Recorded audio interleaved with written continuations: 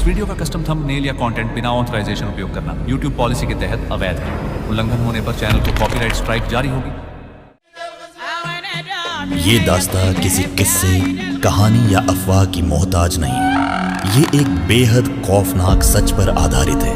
Kuwait की वो मशहूर आवाज जिसने इंसानों की महफिल में नहीं बल्कि एक जिन की बेटी की शादी में गाना गाया और वहां से मौत को धोखा देकर बड़ी मुश्किलों से अपनी जान बचाकर भागी। बात उस दिन की है जब मेरा वीक ऑफ था और तभी एक फोन आया। सामने एक औरत थी और उसकी आवाज बहुत ही अजीब थी। वो मुझे अपनी बेटी की शादी में गाना गाने के लिए कहने लगी।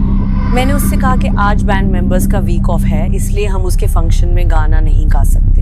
पर तभी उस औरत ने कहा कि वो मुझे और मेरे बैंड मेंबर्स को डबल पेमेंट करने को तैयार है। ये बात सुनते ही वीक ऑफ होने के बावजूद मैंने उसके ऑफर को एक्सेप्ट कर लिया। हम सब इकट्ठा होकर चल पड़े उसकी बताई हुई जगह पर।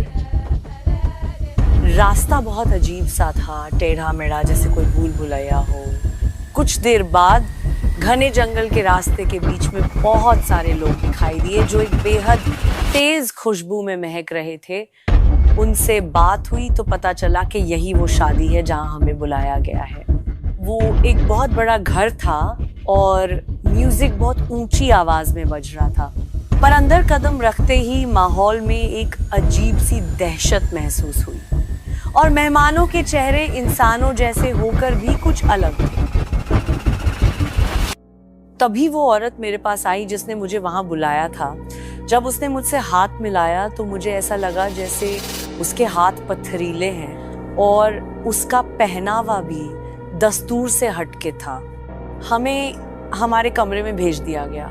कुछ देर बाद हम तैयार होकर फंक्शन में पहुंचे और गाना शुरू किया तो मेहमानों ने अजीब तरह का नाच शुरू कर दिया। ये देखकर हम सबको खौफ आने लगा कि आखिर ये लोग हैं कौन। लेकिन हमने अपने डर को जाहिर नहीं होने दिया और गाते रहे। लेकिन तभी मेहमानों ने जोर से उछलना शुरू कर दिया। मेरी एक बैंड मेंबर गाना गाते हुए रुक गई और लगातार एक ही जगह पे देखी जा रही थी। जब मैंने उस जगह पे देखा तो डराने वाला मंजर था।